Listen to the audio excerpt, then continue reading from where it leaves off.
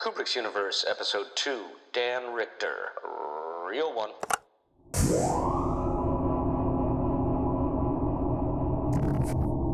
Our highly skilled team are focused on bringing you the optimal experience.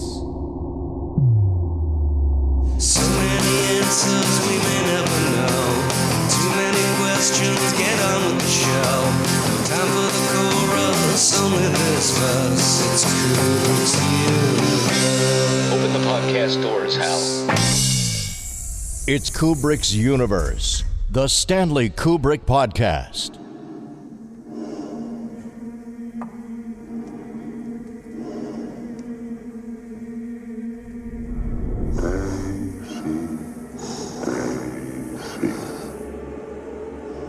Give me your answer, do. I'm half crazy, all for the love of you.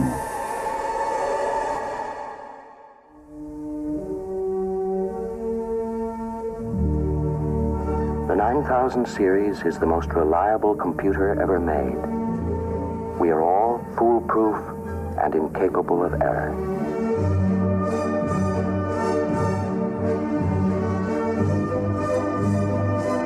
Open the pod bay doors, Hal.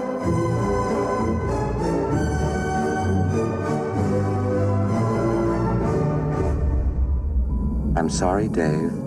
I'm afraid I can't do that. Well. If it isn't another episode of Kubrick's Universe. Hey, everybody. Thanks so much for joining us once again.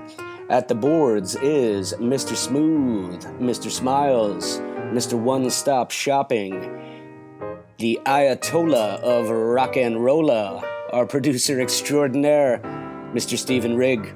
I'm your host and humble narrator, Jason Furlong. We have for you today a very special guest, guys. Mr. Dan Richter. Dan Richter of Moonwatcher fame. You might remember him. Played Moonwatcher, 2001, Dawn of Man. Little sequence kind of changed the history of cinema. Yep, we got him. We're very fortunate. Here's a little bit of info on the man. He was born in Darien, Connecticut, went to Kent School in Kent, Connecticut, and then studied at the American Academy of Dramatic Arts in New York. While he was in New York, he also taught at the American Mime School and the American Academy of Dramatic Arts, as well as the Gene Frankel Theater Workshop. During those years, he toured the U.S. with the American Mime Theater as its lead performer in mime shows in major cities and universities. After about a year studying mime all around the world, he settled in England for about 7 years. While he was living in London, publishing his poetry review called Residue, and teaching mime, he met Stanley Kubrick. Kubrick immediately hired him to choreograph and star in the Dawn of Man sequence in 2001, A Space Odyssey. After 2001, he spent 4 years working with John Lennon and Yoko Ono, helping to facilitate their film and music projects, such as Lennon's masterpiece, Imagine. Dan returned to the U.S. in 1973 to work as a producer on the Rolling Stones' quadraphonic film, Ladies and Gentlemen, The Rolling Stones. In 1974, Dan returned to the American Mime Theater on a Rockefeller grant, following which he formed the Absolute Reality Theater in New York's Soho district. He's performed numerous mime parts in film and on TV, and has also served as a consultant on many productions. He is presently working as an executive in Hollywood, enjoying the company of his 4 children, and writing his memoirs, the first volume of which is Moonwatcher's memoir, which documents the year he spent with Stanley working on 2001. Now, Dan may forever be best remembered for starring as Moonwatcher, the man-ape, in 2001, but he's also choreographed. He's had a long career as a mime, actor, director, producer, memoirist, and for 2 decades, a Hollywood executive. His book, Moonwatcher's Memoir, is about working on 2001, and his more recently published memoir, The Dream Is Over, describes the years that he lived with John Lennon and Yoko Ono between 1969 and 1973.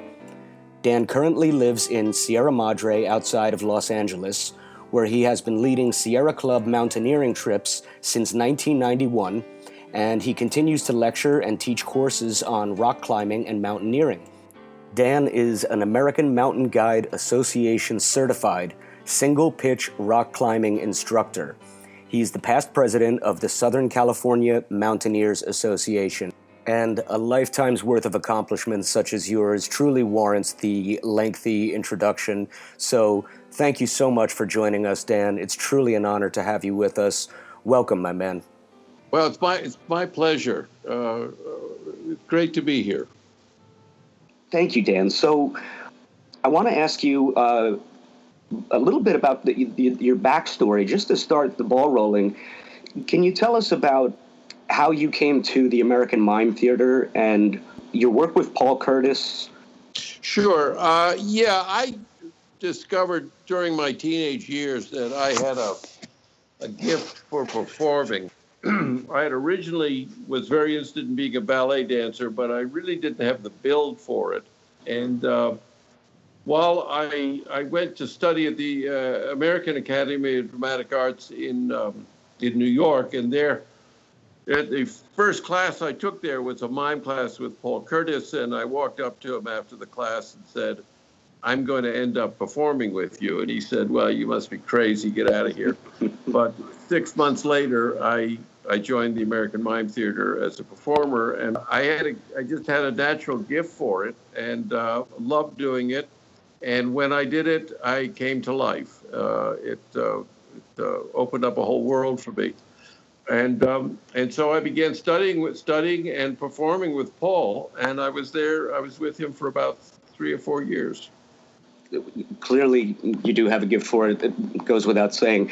When you were working with American Mime Theater with Paul Curtis, how did he help develop? As you've mentioned, he helped develop American Mime after steeping himself in the French tradition. Yeah, Paul had after the war, he had lied about his age and joined the Navy during the Second World War, and he was very small, so they had him cleaning the inside of the funnels on ships. But when he got out, he had the GI Bill, and he went to the New School for Social Research in New York, and he studied with Lee Strasberg, who was, as you know, one of the fathers of method acting. Absolutely. And he also studied with Erwin Piscata, who had been one of the leaders in Germany of the Expressionist theater, working with people like Bertolt Brecht, etc. So Paul had an early training in both very stylized and formal means as well as solid method acting. He went and got a job playing D'Artagnan in a Three Musketeers early television production in France, and he did very well at that. But while he was there, he was exposed to mime and the techniques that were being taught by Etienne Decroux, and he got to know Marcel Marceau and Jean-Louis Barrault, and got a thorough grounding in the classical mime techniques. That's, really, really interesting, and we could probably dedicate a whole other podcast to asking you about your rich history with working there before. Of course, you came to work with Stanley, but I guess I have to keep the ball rolling. I wanted to ask you about your first meeting with him, and yeah, well, the thing is that Stanley, had been shooting 2001 already for over a year. Keir and Gary had left, and he still didn't have an opening. They had tried all kinds of things. They had talked to everybody under the sun. They had built sets, torn them down, made all kinds of costumes. He just could never come up with anything that worked. And so he and Arthur were talking one day. I guess by then it was already the end of '66, and said, we've never talked to a mime. And at the time, I was in London. I was teaching mime privately, and I had also working with Allen Ginsberg and some other crazy poets. We had put a poetry reading on at the Albert Hall for over 5,000 people, and it was a big success. And I was getting a lot of. They had me on television all the time and whatnot, and Wow. Arthur had been producing a book with a fellow named Mike Wilson, and a buddy of mine who had helped produce the Albert Hall reading knew Mike and was helping him out with a project he was trying to develop for Columbia Pictures with Satyajit Roy on a thing called The Alien. And they were talking one night, and Mike said, Arthur had been talking with Stanley, and they were trying to find a mime. And my friend Johnny Eastham said, well, I know a mime. His name is Dan Richter. And so I was asked to go out so that Stanley could sort of pick my brains about how a mime would approach the opening of 2001: A Space Odyssey. So I said, okay, I'll go out. I wasn't looking for a job. I was very busy doing what I was doing, and I wasn't particularly interested in getting involved in films. And so I said, yeah, I knew Stanley's work, and I thought, what a treat it would be to talk to this guy. So I went out there, and there he was. I went into this little office, books piled floor to ceiling on every subject in the world. And this scruffy, interesting, intelligent guy, Stanley, and he said, he told me what his problem was. And I said, and I must have been a real pain in the ass because I was so cocky, a young guy. And I said, I know what your problem is, a willing suspension of disbelief. It's an acting problem. You've got to get your audience involved. And if you got people running around in monkey suits, and gesticulating and carrying on, they're not going to get involved emotionally, so it's an acting problem. And so I told him how I would do it. And he said, well, I don't know who you are. I mean, I just met you. How do I know what you're saying would work, And so I said, I'll show you, And if you read my book, I've written about this. I told him, well, if you got a black leotard, a couple towels, and a stage, I'll show you. It'll give you about 20 minutes. And he said, okay, and they dug up a black leotard, which I put on, and I shoved some towels inside to change the shape of my body. And I had a character I always used called Joe, which was this aggressive but at the same time paranoid guy. And I just told Joe to pretend he was an ape, and I'd just let him run around, And Stanley loved it and offered me a job. And I told him, well, I wasn't looking for a job, and then he made me an offer I couldn't refuse, and I did it. And I was there for a year and a half. Can you maybe tell us a bit about the iconic bone throwing scene, and what your recollections of that day or those days shooting that were, Dan? Well, it was, the thing about the bone throwing scene, it was actually a long process that took a couple weeks. And the thing about Stanley is that he did a lot of takes, and what I think people don't quite understand is that he considered his actors an asset. And what I mean by that is that he's not an actor; they're the actors. So he's hired these actors. He wants to see what they can do. Right. So we do all the preparation he can and get ready, but he'll get there and he wants to see what you do. As he does a take, he sees what you do. Well, that was interesting. Oh, let's do another take. This time I'd like you to do this. Then you do it. And he goes, wow, we discovered something new here. Okay, let's do the take again. Let's take that thing you did, which I didn't like this other thing you did. Let's drop that, do that. And so you'd build it as you went along rather than build it in rehearsal beforehand and then build it. So he wanted to do it all in front of the camera. So we did takes over and over again. Well, anyway, when we did we had the scene where I had to, the idea is that in the middle of the night, the monolith has come. I get the message.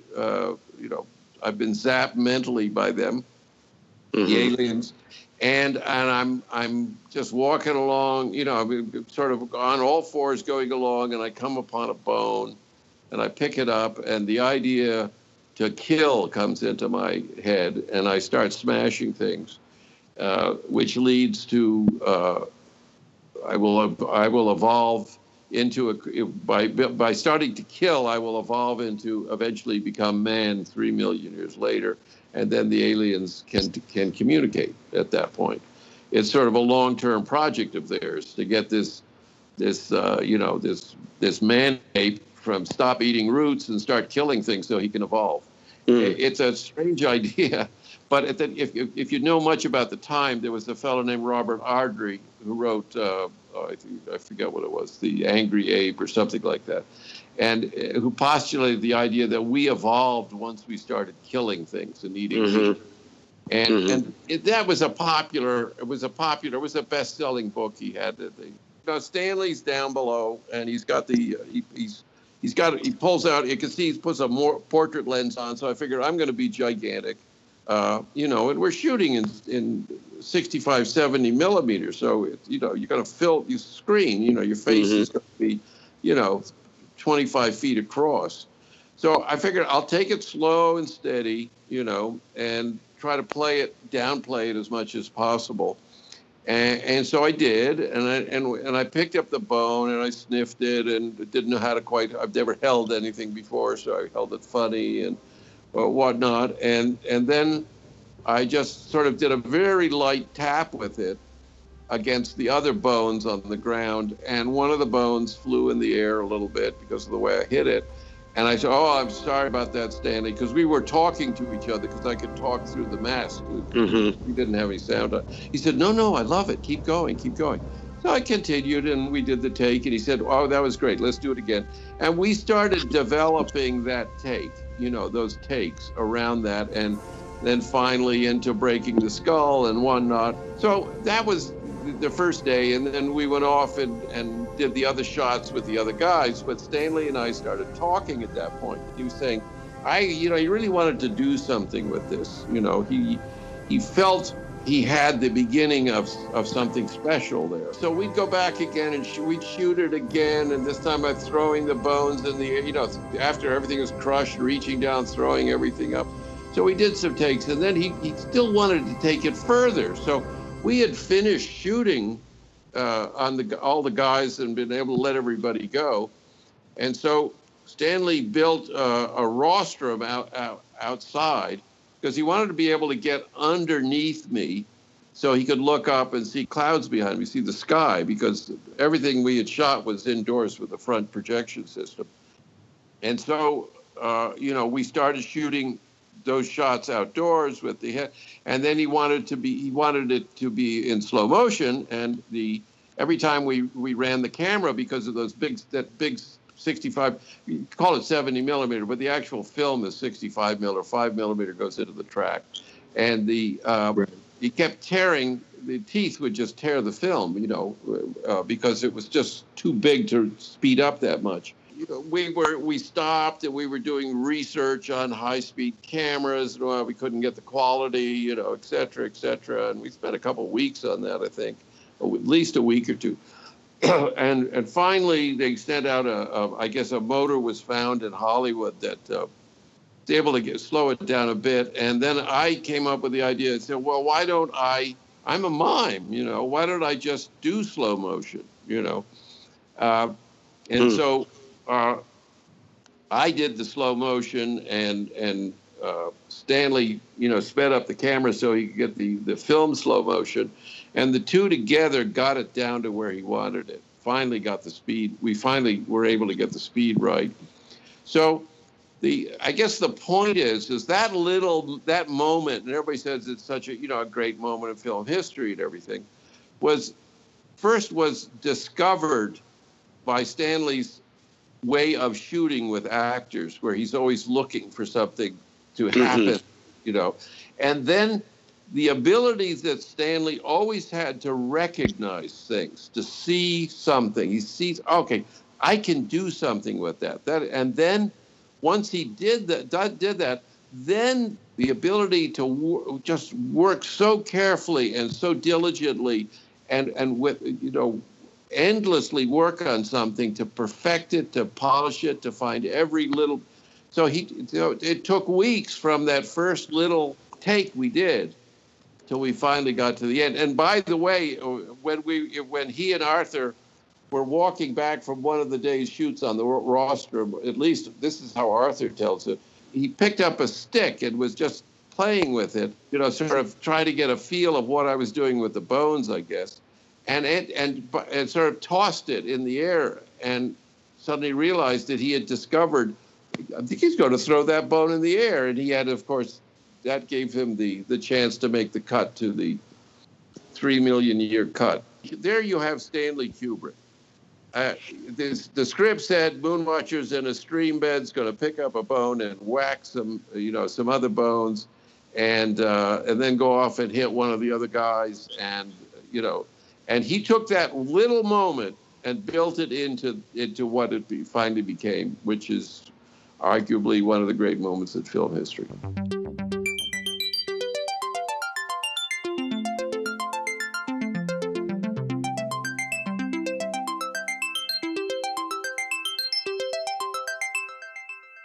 Tell us about working with Stuart Freeborn and your input, if any, in developing the masks. Yeah, well, right at the very beginning, once Stanley talked me into doing this, I turned up. I had this office and assistants and all these people standing around waiting for me to tell them what to do and that kind of stuff, and my name on the door. And I'd never done any Hollywood stuff before, so I was very impressed. And Stanley says, okay, you got to go over and meet Stuart, and Stuart's working on the costume. And so I went over and looked at the costume and met Stuart, and Stuart was just absolutely the sweetest, most wonderful man you'd ever meet. And and he showed me this costume, and I said, I can't do anything with that, because I'm going to look like the Michelin Man in that, and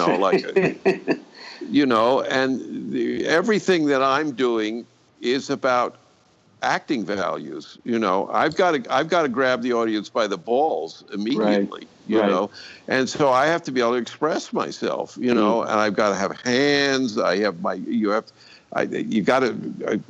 to see my body, my eyes, and I don't have words, I've only got my body to work with, and you just can't cover it with these, skin and fur and all this junk, Right.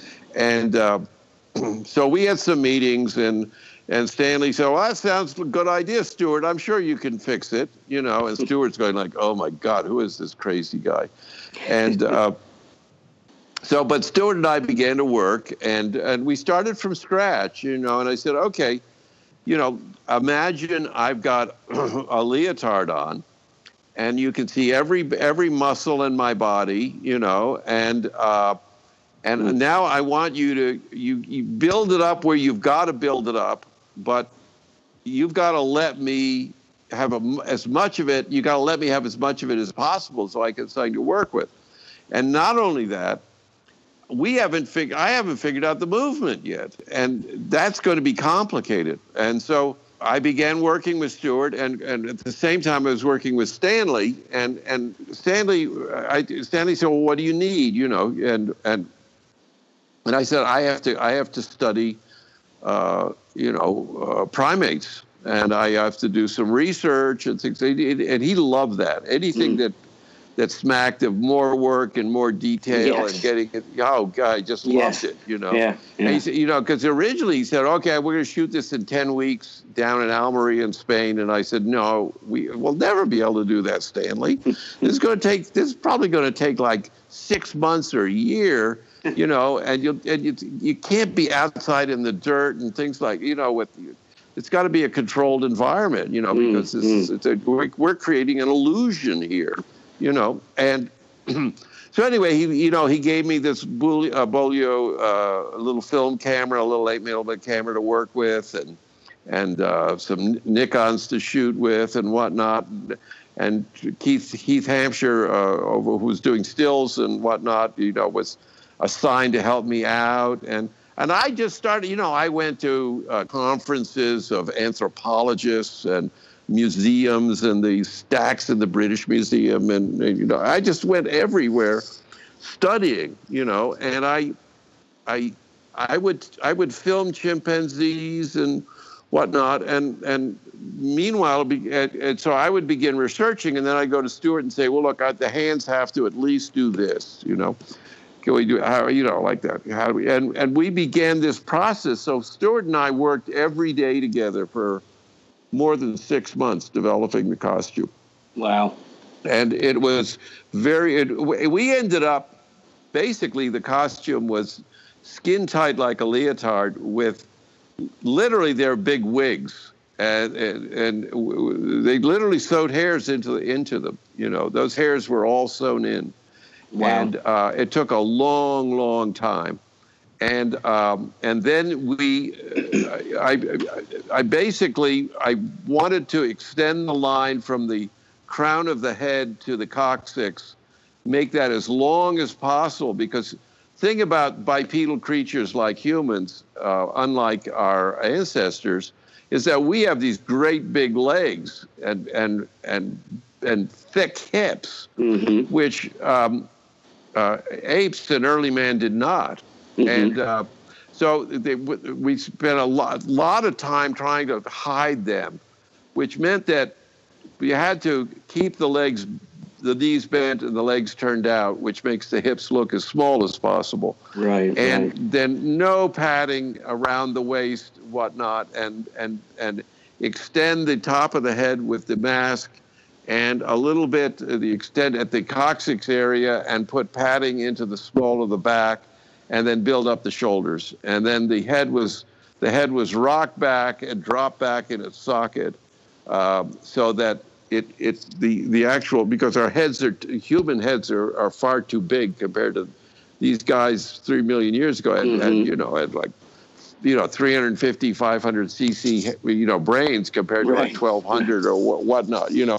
So there were a number of illusions or areas, ways we had to go, and we just did this bit by bit, trial and error, and finally I needed a model I could teach people, and I ended up you know, using Jane Goodall's, Hugo van Lauwek, who married Jane Goodall, was a photographer, and he did a lot of, he met Jane because National Geographic sent him out to Gombe to shoot the chimps. And there was a lot of footage. We got the National Geographic, actually, I believe they gave us some of his outtakes and whatnot. We had a lot of footage. Wow. And I used the Jane's chimps as the basic dynamic of how to build a group or a troupe of, because I had 20, 25 people I had to have, you know, creatures, you know, and they all had to have their own character. They had to have, you know, most of them were males. There were some females, which would be smaller. I used jockeys for those, but they all had to have their own characters, their own relationship within the group. They all had to be smaller than me, and they all had to be able to do the movement. And basically it was from the waist down, it was a gibbon walking in slow motion, and from the waist up, it was a chimpanzee with an overlay of a gorilla. Wow! At the same time, keeping the head sucked back down and the and the chin down to push the back of the head up, and the small of the back rounded out, and at the same time try to act, you know. Right. So I basically got just a long stick and I just beat them a lot, you know. I said, you know, I decided I'm going to be like a Marine sergeant in boot camp, and I'm going to break these guys, you know. and they were Stanley and I had been. I went through tens of thousands of people trying to find them. We looked at every track and field team in England, high school.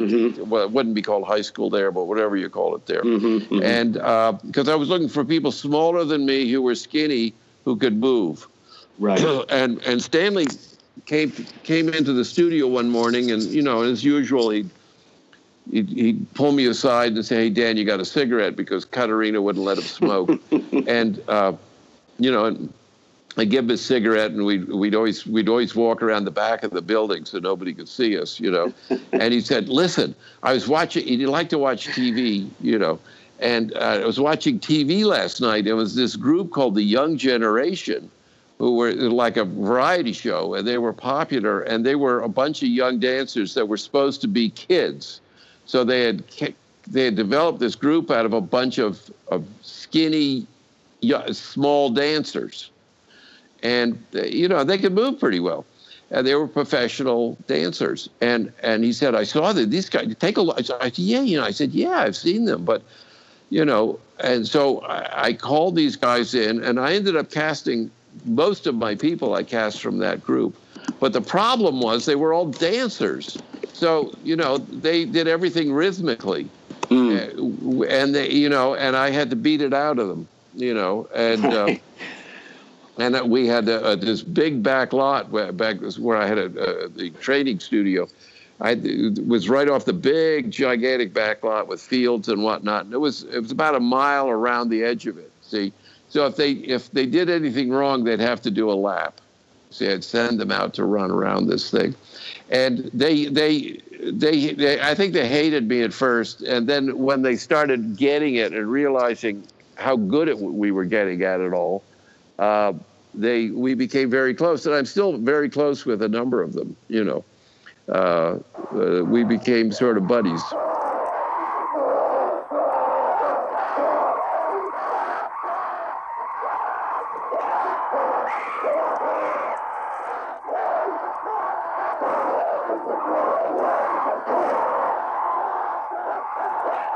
Stanley had asked you to do with regards to training the troupe of mimes when you brought them on board. Yeah, well, the thing is that, it was, I really didn't answer your question before about the costume. I ended up working with Stewart every day. Basically, we became very, very close. And, there was Colin, what was Colin's last name? Oh, God, Colin Arthur was helping out, and a fellow named Charlie Parker, who Stewart brought on because Charlie was great at teeth, because we had to build up all the teeth for the masks. The masks, the masks were the most complex part of the costume, in that the dentition was built so that just by moving opening and shutting your mouth, its mouth would open and shut. The tongue. Here again, I drove Stewart crazy because I wanted the mask to be as expressive as possible. And Stanley would keep saying, yeah, they got to, he'd agree with me. Oh, we got to be more expressive, Stewart, and poor Stewart had to somehow figure out how to do this stuff. The actual eyes were, of course, our own eyes, and we didn't look out through a little hole. There was a big hole there, and they were basically appliance material, so that if we took the mask off, we looked like raccoons with these great big black eyes, because that part of the face would be made up, so that when the mask went over, you would see the complete eye and the eyelids and all of that, so that it could be as expressive as possible. The tongues, you could stick your tongue inside the tongue to make that move, and then. The mask also, Stewart was, as you know, one of the great makeup geniuses of the 20th century, creating Yoda and absolutely, and Jabba the Hutt. Yep. And Alec Guinness, in those early years where he did all that heavy makeup stuff, would never let anybody do his makeup except Stewart, and so he realized that he put in these little threads attached to the lips. So as the mouth opened, first the lips, before the mouth actually opened, when you began the process, the lips would roll back just slightly, which made them real. When it happened, it just popped. It made it real. He also in my masks, and I had more than one mask. Yeah, I had a number of masks, and I ended up actually, I think, playing different characters. I don't remember to what extent, but for close-ups and things. Wow. But my mask had a toggle system inside that I could press with my tongue against these toggles to make the lips curl back on either side, so that I had a variety of options. Right. So that it didn't look, it made it look real. If all you need to do is give yourself a few options other than the obvious ones, and it's enough to make it come to life, assuming that you're actually performing with it as well. Which clearly you were. So what, as your mime skills and everything, all the talents you'd accrued up to that point, was there anything rather unique or new, challenging for you with regard to manipulating all of that intricate articulation for the brow, the cheeks, the lips? Anything you'd never done before? I had done mask work before, you see, I have to get my training from Paul was that we always create all our movement in American Mime comes from the acting process, and comes from the character you've created as an actor. Basically using the method. And so my training was to take the slightest impulse from the character and from the acting process and extend it into very large movement. And so it was perfect for what we were doing there. I mean, it was just, we were I was lucky and blessed to have been there at the right time. And Stanley was lucky to have discovered a guy who was trained how to do this. Right. And so I think I was ready for that.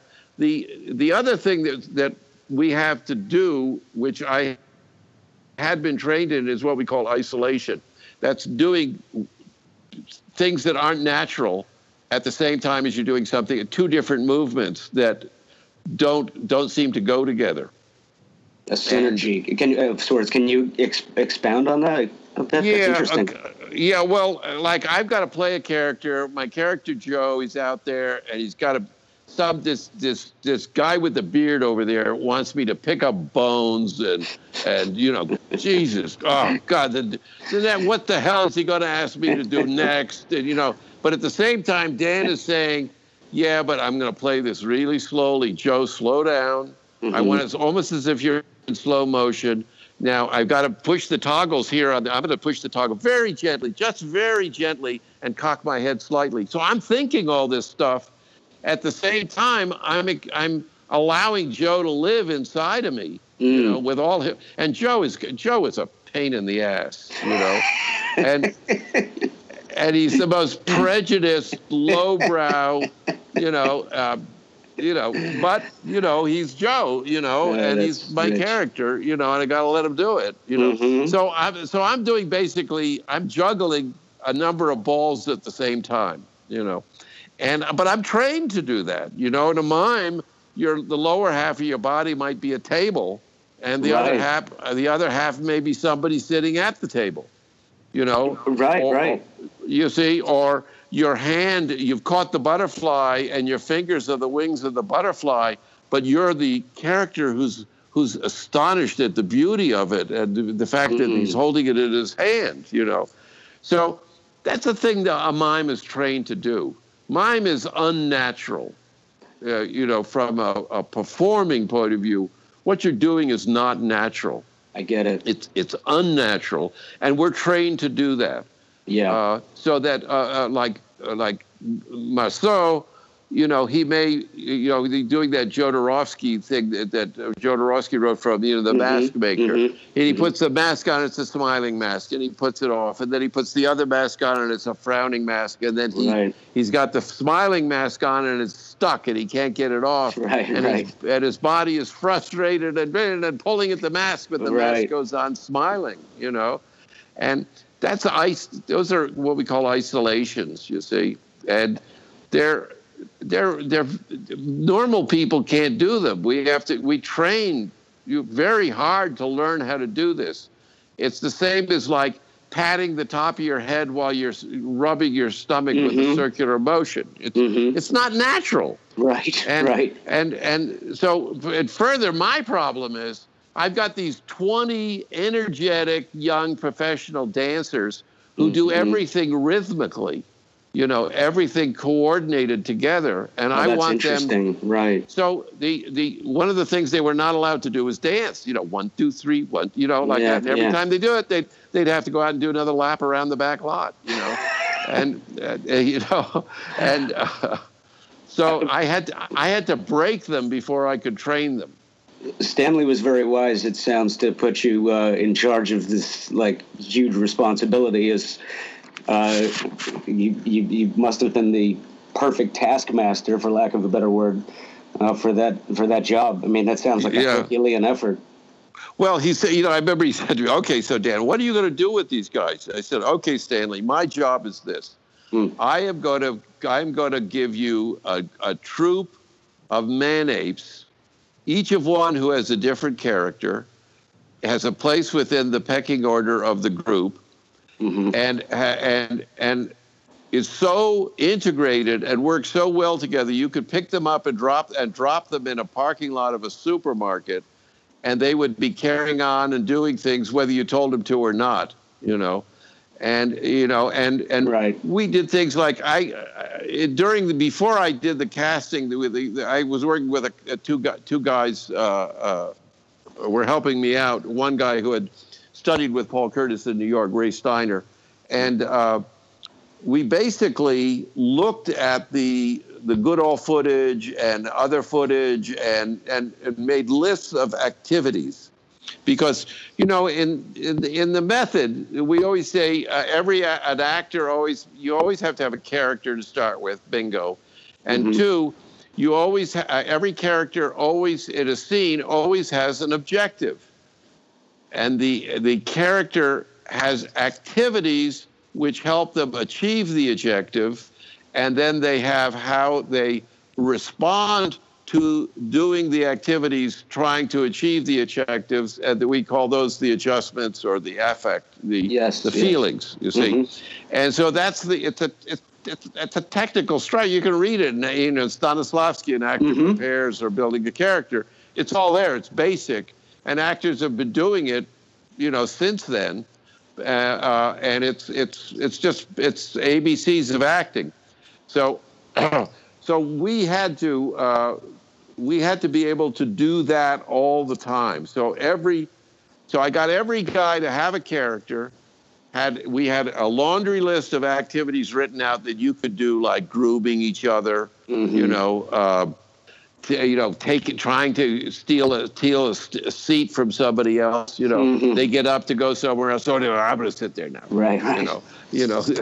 And we got all, so we built all this. So we had a whole backstory all the time before we ever came even to the script. You see, I wanted to have 5 times as much material as we would need.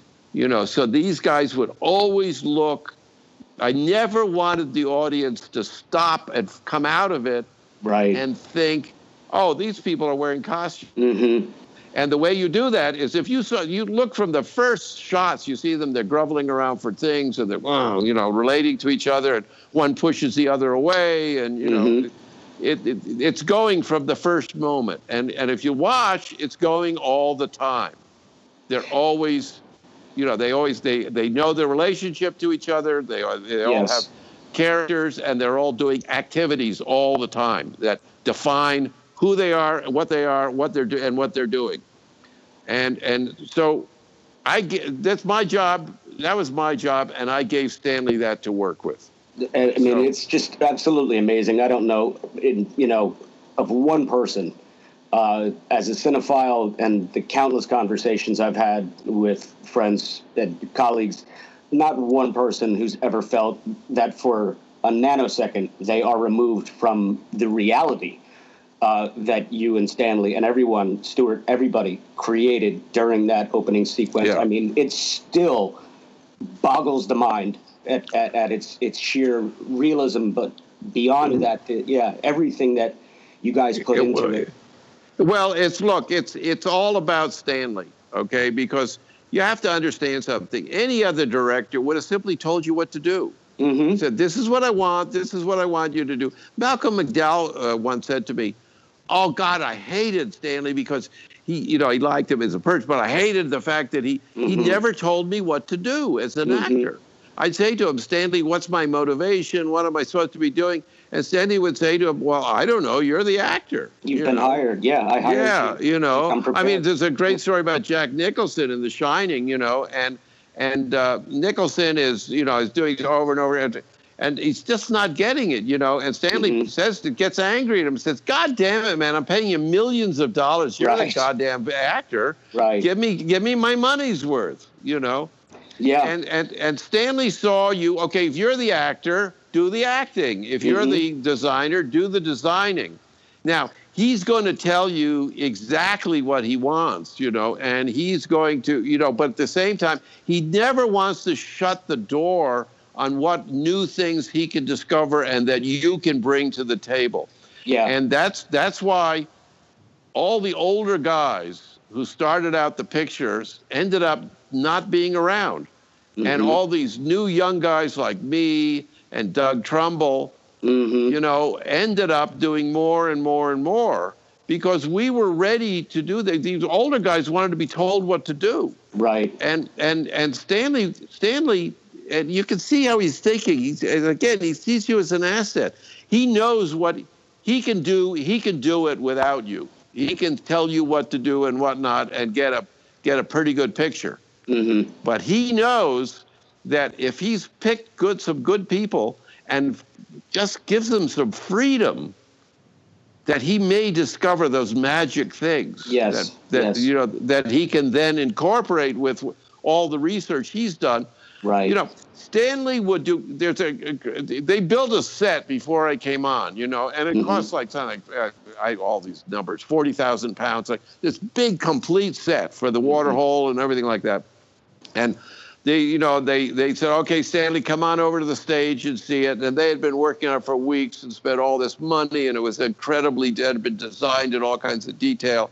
And he came in and he walked in. They opened the door of the set. He walked in, he took a look, and he said, "No, I don't like it," and walked out. And they're going like, "Oh my God, we've just we spent months and all this money and everything." And he didn't say, "Well, I'll take a look." He just with one look, he said, "No, that's not it." He knew, man, no, and I think, one thing about many great artists is they know how to say no. They know and say, no, it's not right. It's not there. Instead of settling for it and try. Paul Curtis, said a lot of very intelligent things to me in our training. And one of the most important things he used to say was, you can't shine shit. Right. And I know I hate to use technical terms. No, I get it. But, you'll see this over and over again in mediocre products. Absolutely. Somebody says, well, let's just try to fix it and make it better. It's no good to start with. Throw it out, go back to the drawing board. But Stanley had the freedom to do that. I mean, we were shooting, 9 stages at once, not just my stuff, but we were building the whole picture, literally in the camera. That was a handmade film. It was before computers, and I was working on other things. He didn't want to waste me just on, things. So I was working in the art department too, helping design things. And he and I were trying to build an alien all the time. We never got one. We did a lot of research. And so, I mean, we were just doing stuff all the time, and this man was amazing that way.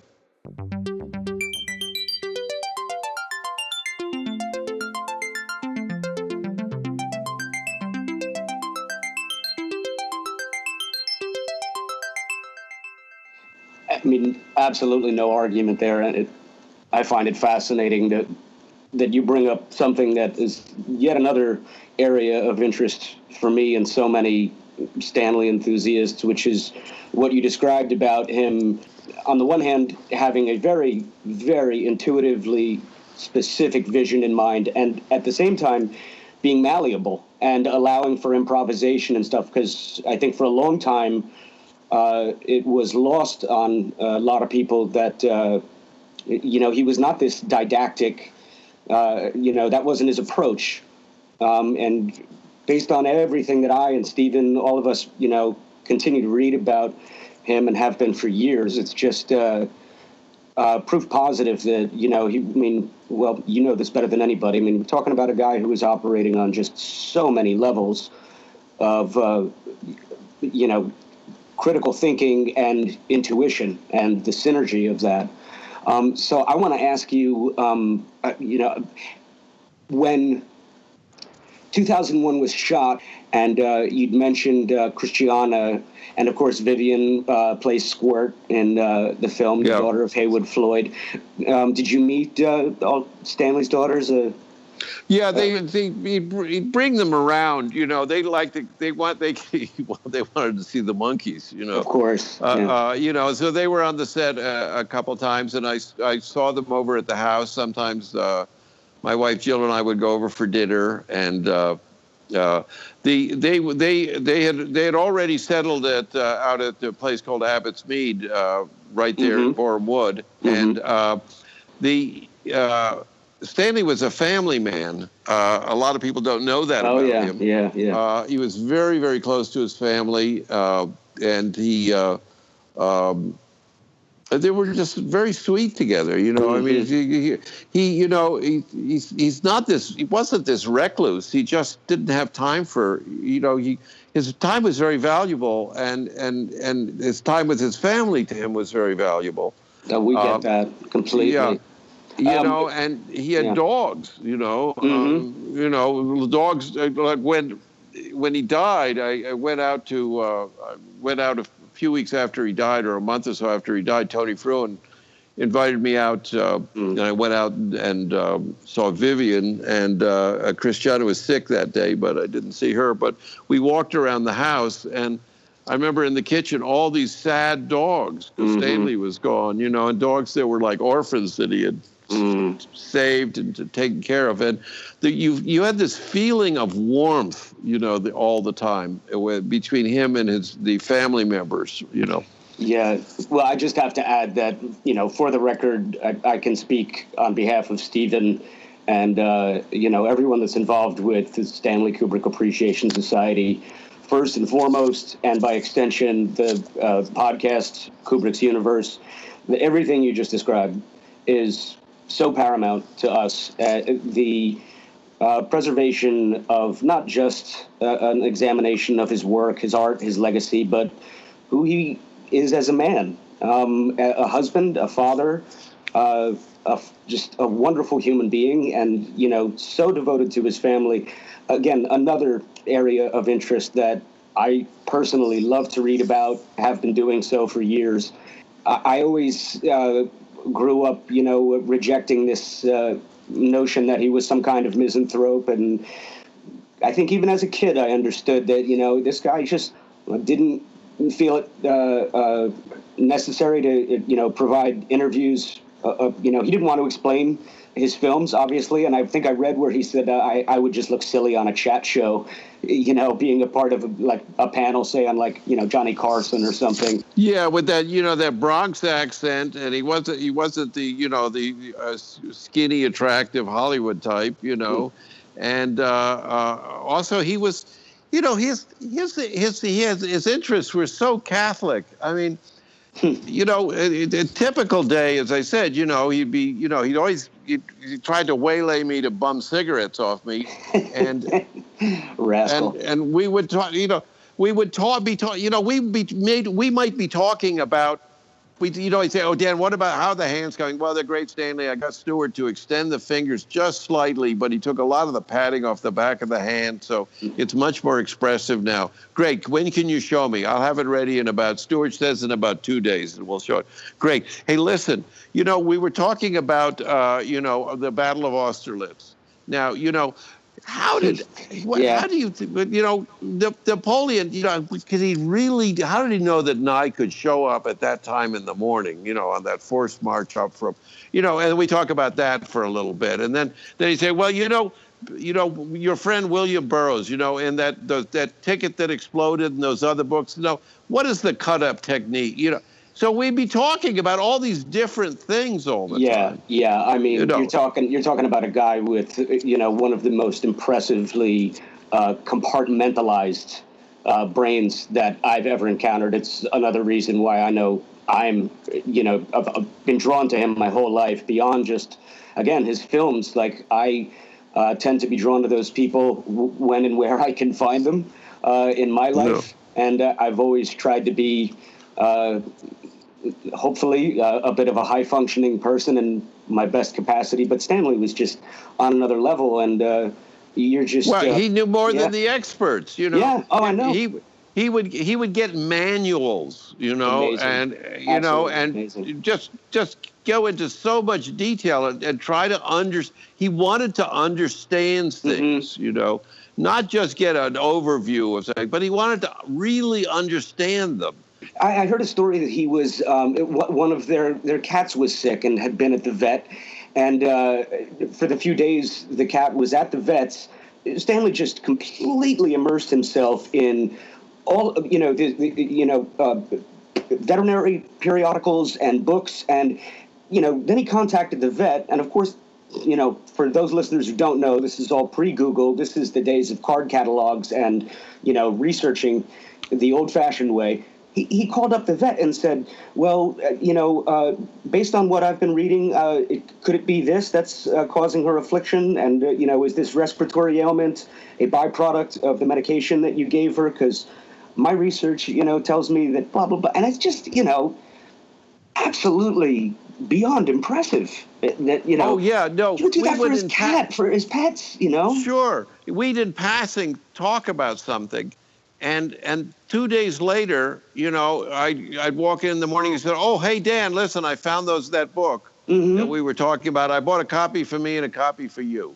And just incredible. Yeah, its office was just piled with books and periodicals and manuals and just information, piles and piles of information.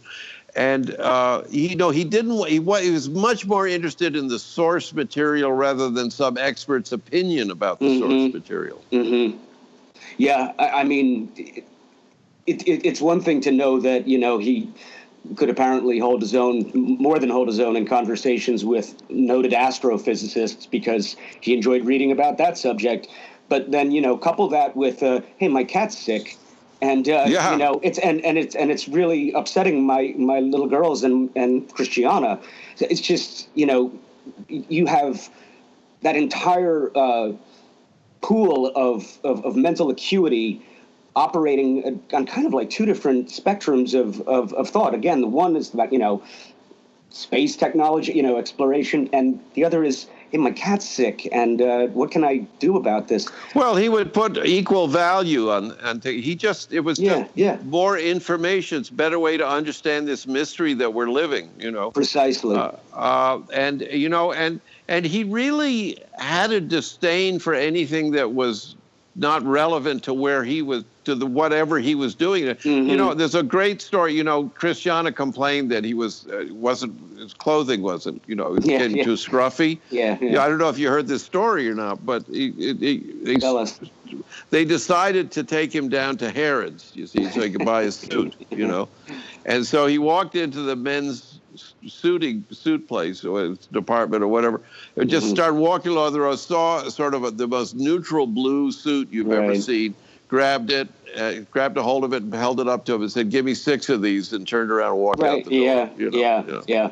I did read a quote of hers saying that Stanley would have been quite happy with 7 tape recorders and 1 pair of pants. And exactly. Yeah, I love that about him. And he loved gear. I mean, stuff, cameras, and things like that. And he didn't love them. He knew everything about it. We literally invented technology. Oh, I know it. You know, it's how much. Talk about vision. Here's a guy. He has a vision, and you know, and all the so-called experts would say you can't do that, Gov. You know, and you know that guy you wouldn't see him around anymore. And then some new young guy would come in and say, "Yeah, well, we've found some people over in Germany who've got this technology, and you know, and it's the front projection system we used. I mean, you know, Roger Karras had, you know, Stanley had Roger going around just researching stuff for him endlessly. And Roger had found at 3M this material that was little mirrors sprayed onto a surface, you know, that would high resolution screen. And it had been used as I think in some average cigarette ad or something like that, with a little bit of it, you know, a little small patch. And I think it was also for reflectors. The idea was, I believe it's called Scotch-Lite. I believe it was developed by 3M Corporation. 3M, yes. Yeah, exactly. Whom my dad actually used to work for many years. But go on. Yeah. So anyway, so Stanley says, "Well, can we make this an 80-foot screen?" You know. Yeah. And so we had to. But we could, and it led to, you know, of course you needed something big enough to project that will be beyond the circle, you know, the circle of confusion, you know, in cinematography. It's the circle of confusion is the size of the area on the screen in which you can no longer determine whether something's black or white. Right. You know. Right. And so if you're shooting you're producing a 70 millimeter print, that you know you have to be able to. If the background is not high enough resolution compared to the foreground, you'll know it's a background. You know, and so. We shot 8x10 using an 8x10 Cinar camera, shot these gigantic slides, which then had to be projected. The light source turned out to be an arc lamp. I mean, think of the heat that was generated. Special condensers had to be built in Germany because the ones that we started out with were breaking or cracking all the time. Right. You know, a system. The system alone of shooting into a one-way mirror that's set at a 45-degree angle to the axis of the lens and the projector. I mean, just start thinking about it. I know. You know, it's, and we built that. I know. I mean, it's just absolutely incredible for anyone listening who hasn't seen drawings, diagrams, photos of that. You should definitely enrich yourself by looking that up. I know Piers Bazzani's Taschen book from last year, 2001, The Making of 2001, has some really, really just wonderful, lush illustrations and original repros, fold-out pages.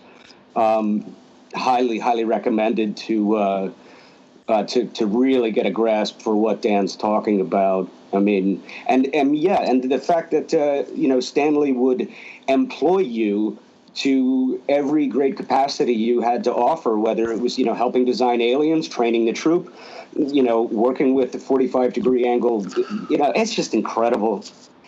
I guess in a way I have to leap forward to a question, which is, you know, given that you worked on the film for a full year, as you know, from I guess October '66, you said, until '67.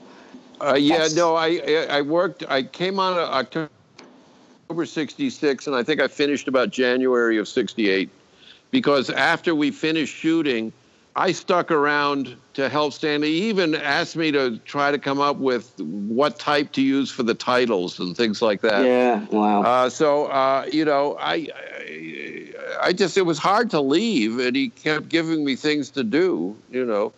I didn't want to leave, you know. Yeah, and then I mean, I was looking forward to working on Napoleon with him, which of course fell apart. And then I got swept away by John and Yoko, and other things happened.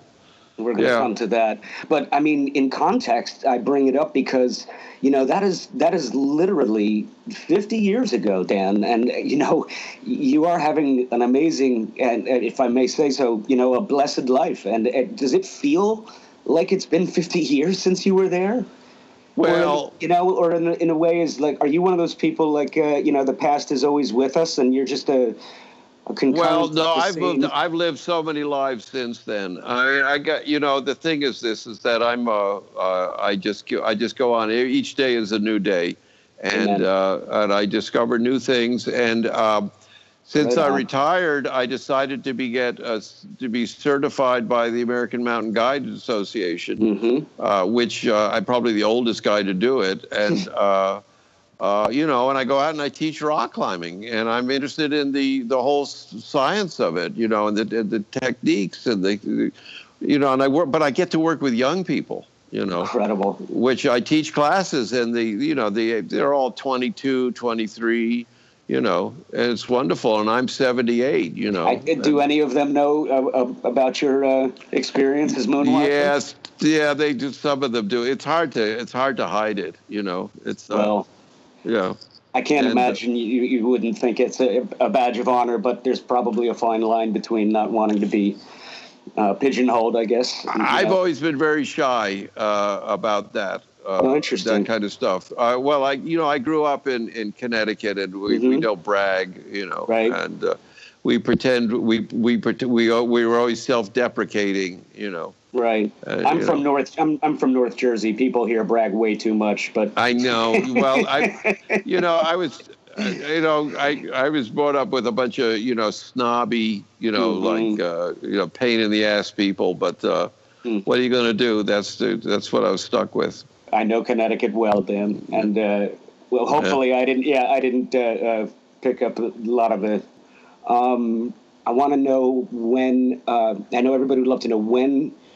Did you first see the finished film? And was it at the DC premiere, the Washington DC premiere? No, I didn't come over. I was in England. I saw the finished print I saw at the premiere in London. You know, in the spring of '68, a few weeks after it opened in the States.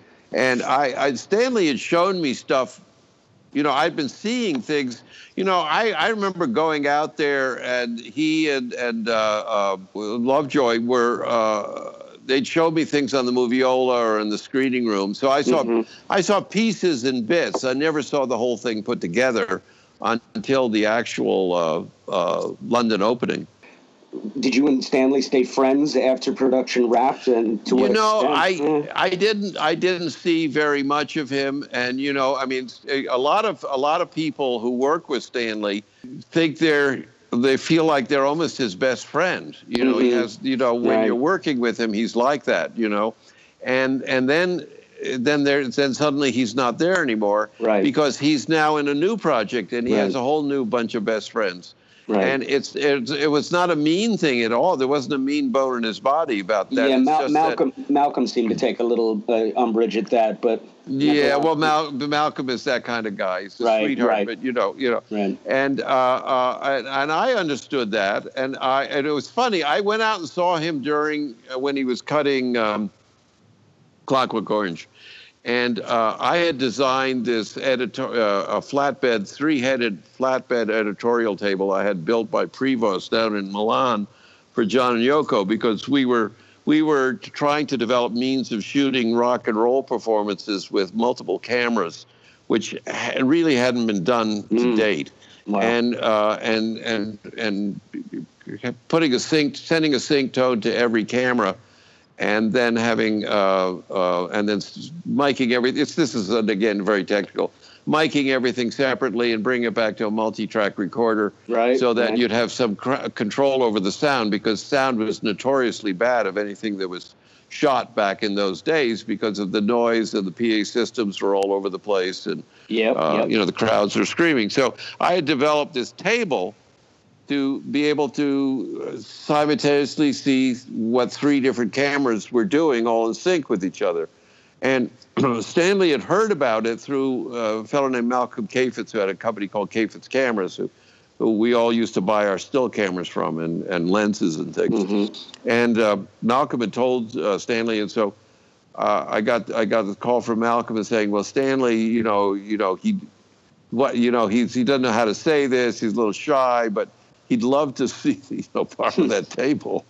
And John Yoko were getting their heads shrunk by this, Art Janoff, the Primal Scream guys. So they were going to go.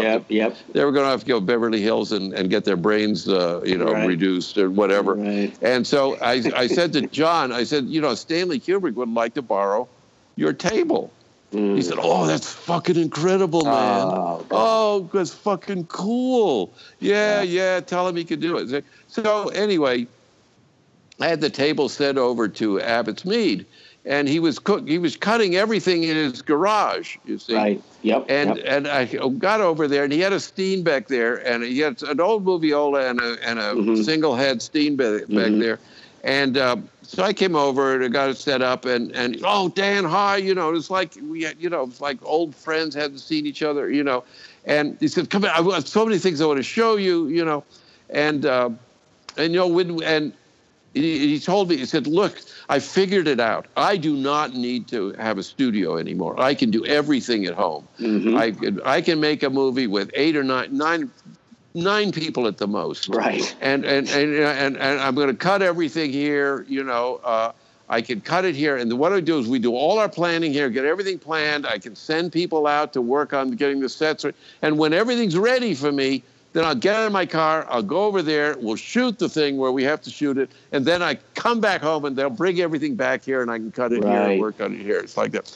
And then, I got to show you my office, so we went to his office and we were talking about which shredder do you like best, and, because we both were, I was really into security at that point because, people were climbing in the windows to steal things and get looks at John and Yoko, or any piece of paper that was around could get stolen and sold at Sotheby's. And so I spent a great day with him. It was but that was the last I saw of him. We never saw it again, and there was a couple letters and things like that. But he was off in his world, and I was off in my world. Well, here we are again, the end of another show. A great interview there with Dan Richter, who we caught up with in Oklahoma on the 7th of September 2017. If you want to know more about Dan's involvement with Kubrick on 2001, then get a copy of his book Moonwatcher's Memoir, which has a foreword by Arthur C. Clarke. Dan's website, by the way, is danrichter.com. That's DANRICHTER.com. Thanks again to our fabulous host Jason Furlong for his lines of inquiry, and also for our theme tune, which he composed and recorded all by himself. What a talented young man. Thanks also to author Filippo Ulivieri for helping us with research on this episode. By the way, Filippo has written a book called Stanley Kubrick and Me, 30 Years at His Side, which I would highly recommend. It really does give you an intimate look at Kubrick the man. A great book, and in fact we have spoken with Filippo recently and will be broadcasting that interview in an upcoming episode. I'd like to invite you all to join our online community at the Stanley Kubrick Appreciation Society on Facebook, where you can chat to other SCAS members, of which we have around 14,000 at the moment. Next episode we will be speaking to Canadian-born actor Mr. Shane Rimmer, who was part of the B-52 bomber crew in Dr. Strangelove, a great guy who worked on that film over 50 years ago. We hope that you've enjoyed this episode of Kubrick's Universe, and thanks for listening. I'm Stephen Rigg. Tatty bye. Thank you for listening to the Stanley Kubrick podcast. Come back soon.